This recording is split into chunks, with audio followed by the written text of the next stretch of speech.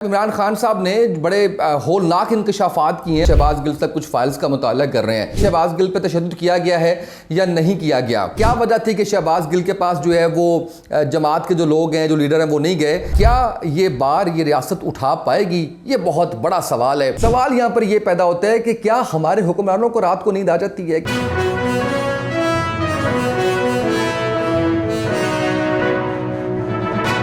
बिस्मिल्लाहिर्रहमानिर्रहीम, अस्सलाम वालेकुम। आप देख रहे हैं मेरा यूट्यूब चैनल, मैं हूं उसामा तैयब। नाज़रीन, आज हम बात करेंगे शहबाज गिल के मामले पे, और शहबाज गिल की जो कल की सूरत हाल थी वो आप सबके सामने है। और उस पर जो इमरान खान साहब जब पिम्स अस्पताल गए, उनको मिलने की इजाज़त नहीं दी गई, तो उन्होंने आज यानी कि कल जो ऐलान किया वो आज के हवाले से रैली का ऐलान किया उन्होंने इस्लामाबाद में, और साथ ही साथ लाहौर के अंदर भी लिबर्टी से रैली निकाली जा रही है जो फिरोजपुर रोड से होती हुई दाता दरबार तक जाएगी। इस हवाले से इमरान खान साहब ने बड़े होलनाक इंकशाफात किए हैं। उन्होंने जिनसी तौर पे अब्यूज़ करने के हवाले से बात भी की है शहबाज गिल साहब को, और काफ़ी ज़्यादा कुछ तस्वीरों और कुछ वीडियोस का जिक्र है। एक तस्वीर मेरे पास आई, वो आज से 3 दिन पहले आई थी। मैंने वो किसी सोशल मीडिया पे शेयर नहीं की। एक तो वो मुनासिब नहीं थी, और दूसरी उसकी कन्फर्मेशन नहीं थी।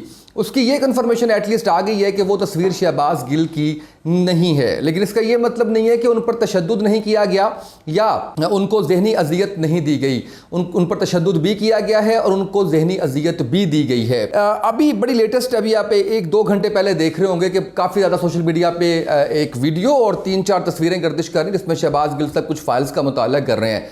इसमें मैंने देखा सदीक जान ने बड़ा ज़बरदस्त इसके अंदर ट्वीट किया, और उन्होंने कहा कि आपने 12 दिन से उनको हिरासत में रखा हुआ है, तो 1 मिनट 2 मिनट की वीडियो शेयर करने की बजाय आप ऐसे करें कि आप CCTV फुटेज जहाँ पे रखा हुआ था, जिन जिन जगहों पे रखा हुआ था, वो शेयर कर दें। इस 1-1.5 मिनट की वीडियो से तो ये साबित नहीं होता कि शहबाज गिल पे तशद्दुद किया गया है या नहीं किया गया।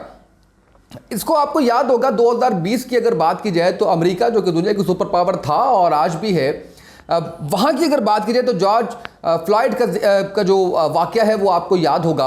एक स्याह फाम अमरीकी, और वो पुलिस कस्टडी के अंदर उसकी हलाकत हो गई, और वो उसका जो सेंटेंस था, जो फ़िक्रा था उसका, वो बड़ा सुनने से लायक है। वो उसने सेम यही अल्फाज कहे, आई कैंट ब्रीथ, मैं सांस नहीं ले सकता, और 20 दफ़ा ये फ़िक्रा कहने के बाद वो जाँ भाग हो जाता है।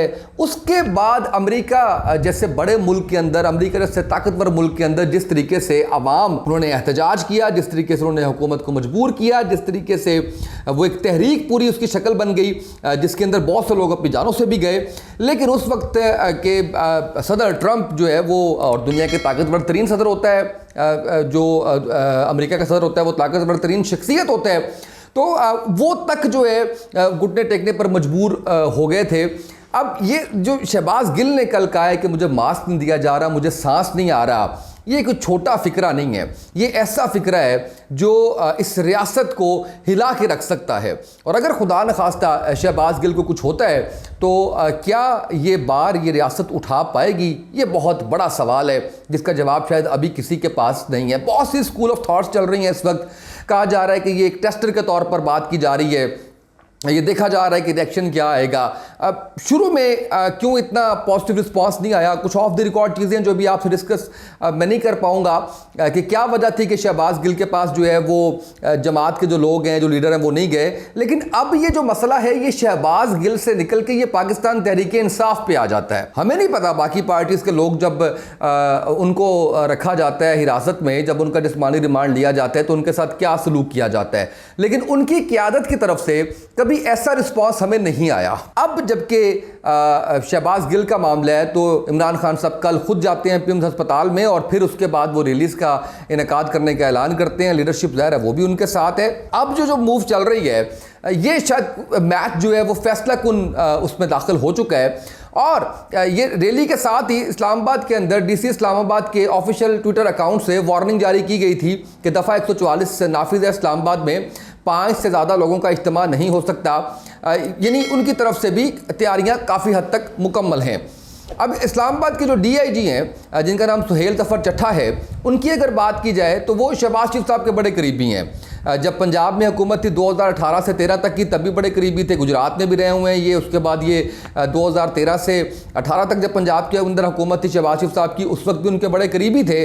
और रहीम यार खान के अंदर भी ये जो साहब हैं ये तैनात रहे, और उस वक्त ये आरपीओ थे रहीम यार खान के। और रहीम यार खान के पास कश्मीर का एक इलाका है, ये बॉर्डर है पंजाब का और सिंध का। और इनका जो रिकॉर्ड है, ट्रैक रिकॉर्ड की अगर बात की जाए तो ये काउंटर स्पेशलिस्ट के तौर पर मशहूर हैं।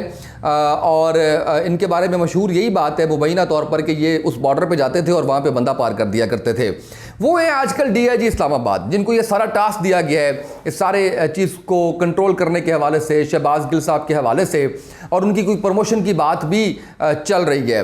ये सारी चीज़ें जो डिस्कस हो रही हैं, सारी जो चीज़ें हो रही हैं, मैं आगे चल के आपको ये भी बताऊँगा कि क्या वजह क्या है कि शहबाज गिल के मामले को इतना ज़्यादा जो हाईलाइट है वो क्यों किया जा रहा है, इसके पीछे जो है वो क्या चीज़ है। लेकिन उससे पहले ये जो कुछ आजकल किया जा रहा है और जिस तरीके से सियासत जिस इरा के अंदर दाखिल हो चुकी है, ये इस पे कोई खुश किसी को भी नहीं होना चाहिए, इस पे मुखालफिन को भी खुश नहीं होना चाहिए। मुझे बड़ा अच्छा लगा जब ख्वाजा साद रफ़ीक ने इस तशद्दुद की मज़म्मत की, जब मुस्तफ़ा नवाज़ खोखर, इनका ताल्लुक़ पाकिस्तान पीपल्स पार्टी से है, उन्होंने इस की मज़म्मत की। जब अब वो तमाम सहाफ़ी जो ख़िलाफ़ हैं पाकिस्तान तहरीक इंसाफ के, क्योंकि सहाफ़त के अंदर भी एक लाइन ड्रा हो चुकी है, वो तमाम एंकर्स जो इस वक्त पाकिस्तान तहरीक इंसाफ के ख़िलाफ़ है, उनकी जानिब से शाहज़ेब खानज़ादा साहब ने जो प्रोग्राम किया है, अगर आपने वो देखा हो तो उसके अंदर उन्होंने बड़े अच्छे अंदाज से इस सारे वाक़े को जो है वो बयान किया है। तो ये लोग अब जो इस बात को अंडरस्टैंड करना शुरू हो चुके हैं कि अगर कोई दूसरा शख्स है उसके ऊपर इस जुल्म हो रहा है, ज़्यादती हो रही है, उसको उसकी मज़म्मत भी करनी चाहिए और उसके साथ साथ किसी भी तौर पर उस पर खुश नहीं होना चाहिए, क्योंकि आज अगर उनके साथ हो रहा है तो कल आपके साथ हो सकता है। जैसे 10 लोगों के ऊपर, जिसमें राना मशहूद शामिल हैं, जिसके अंदर अताउल्लाह तारड़ शामिल हैं, जिसके अंदर ये खोखर है लाहौर वाले, ये लोग जिसके अंदर शामिल हैं, उनके ऊपर जो उनकी गिरफ्तारी के लिए छापे भी मारे गए हैं। यानी अब सियासत इस तरह से हो रही है कि वफाक के अंदर अगर बस चल रहा है तो पाकिस्तान तहरीक इंसाफ को पकड़ा जा रहा है उस 33 किलोमीटर के एरिया के अंदर, और अगर पंजाब के अंदर बस चल रहा है पाकिस्तान तहरीक इंसाफ का तो उसको जो है वो पकड़ा जा रहा है। अब मैंने जैसे आपको ये कहा था कि ये असल मामला क्या है और इस मामले को इतना हाईलाइट किया जा रहा है, और ये बुनियादी तौर पे इस चीज़ से तवज्जो हटाना है कि इस वक्त जो पाकिस्तान की मुआशी सूरत हाल है, और उस मुआशी सूरत हाल तो हम कहते चले आ रहे हैं ना, उसका जो इम्पैक्ट आम आदमी पर आना शुरू हुआ है वो बड़ा ख़तरनाक है। और 42.6% इन्फ्लेशन इस वक्त जो है वो कोट की जा रही है। और ये मैं नहीं कह रहा, ये कोई सहाफ़ी और नहीं कह रहा, ये कोई लोकल NGO नहीं कह रही, ये कोई इंटरनेशनल NGO नहीं कह रही, ये हुकूमत के बताए हुए अदादो शुमार हैं। और जिस तरीके से एक आम आदमी की ज़िंदगी मुश्किल कर दी है, उसके लिए जीना मुश्किल हो गया, उसके लिए ज़िंदगी गुजारना मुश्किल हो गया है, ये बुनियादी तौर पे इस वक्त जो नॉन इश्यूज़ को इश्यूज़ बनाया जा रहा है। वरना आप देखें ना, 13% जब महंगाई हुआ करती थी पाकिस्तान के अंदर, तो उस वक्त मीडिया आसमान से बातें करता था, उस वक्त इतनी तनकीद की जाती थी, इतना ज़्यादा इसके ऊपर बात की जाती थी। लेकिन आज जो है ये एक ख़बर आप देख सकते हैं, ये हम आपके सामने लेके आते हैं, ये एक तराशे अखबार का, जिसके अंदर ये 42.6% महंगाई का जिक्र है, और ये 50 सालों में पहली बार इतनी महंगाई हुई है पाकिस्तान के अंदर। तो आपने जो एक आम आदमी है उसके रहने के लिए, उसकी ज़िंदगी गुजारने के लिए इतनी मुश्किलात पैदा कर दी हैं, और उन मुश्किलात से नज़र हटाने के लिए आप लोग नॉन इश्यूज़ को इश्यूज़ बना रहे हैं। इसके साथ साथ आप देखें कि इस वक्त पाकिस्तान के अंदर जो सैलाबी सूरत हाल है, उसकी वजह से कारोबार एक बार फिर से ठप पड़े हुए हैं। एग्रीकल्चर इंडस्ट्री की अगर मैं बात करूं तो उसका जितना ज़्यादा नुकसान हुआ है, और उसके साथ साथ अगर आप देखें कि वहाँ पर लोगों के घर जो है वो तबाह हो चुके हैं, और हुकूमत ने ऐलान किया कि 25,000 रुपया फ़ीकस देने का ऐलान किया। 25,000 रुपये से क्या बनता है, जिसका घर पानी के अंदर बह गया है, जिसके घर का सामान पानी के अंदर बह गया है, जिसके बच्चे जो हैं, ऐसी सी तस्वीरें आ रही हैं। मैं ये सोचता हूँ और ये पूछता हूँ कि क्या ये हुक्मरानों से सवाल नहीं होगा? ऐसी ऐसी तस्वीरें हैं बच्चों की जो पानी के अंदर डूबे हुए हैं, कुछ लोग ऐसे हैं जो मिट्टी के अंदर हैं, कुछ उनके हाथ मिट्टी से बाहर हैं। ये वो तस्वीर हैं जिसको मैं समझता हूँ कि कोई भी ऐसा शख्स जो जी रूह इंसान है, वो थोड़ी सी भी अगर सेंसिटिविटी रखता है तो वो शायद सो नहीं पाएगा। लेकिन बदकिस्मती ये है कि हमारे हुक्मरानों का फोकस ये नहीं है। हम हेलीकॉप्टर पकड़ते हैं, हम जहाज़ पकड़ते हैं, हम फ़ज़ाई मुआयना करते हैं सारे का सारा, और उसके बाद आके अपनी रिपोर्टें और अपना मीडिया फेस सेविंग कर लेते हैं। जैसे शहबाज शरीफ साहब वो लॉन्ग बूट पहन के निकल जाते हैं बारिश के अंदर। अभी भी शहबाज शरीफ साहब गए हुए थे, हेलीकॉप्टर पर देखा, फ़ज़ाई दौरा किया, उन चीज़ें देखी हैं। गया होंगे, लैंड भी किया होगा, देखा होगा चीज़ें।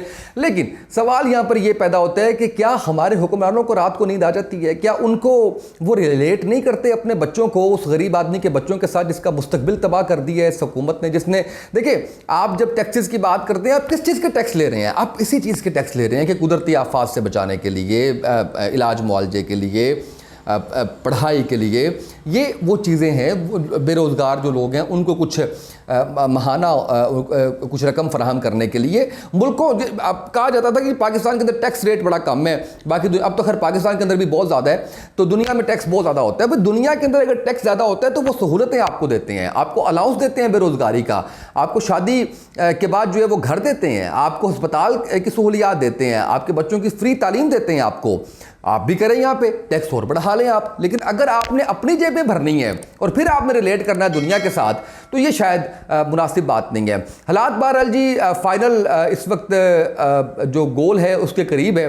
देखना ये है, इसमें अगर ये जंग है तो ये जंग में कौन जीतता है, ये देखने वाली चीज़ है। और उसके अंदर मेरी दुआ ये है कि इस जंग के अंदर पाकिस्तान जीते, पाकिस्तान की आवाम जीते। आज के इस व्लॉग से इतना ही, इजाज़त दीजिए, अल्लाह हाफ़िज़।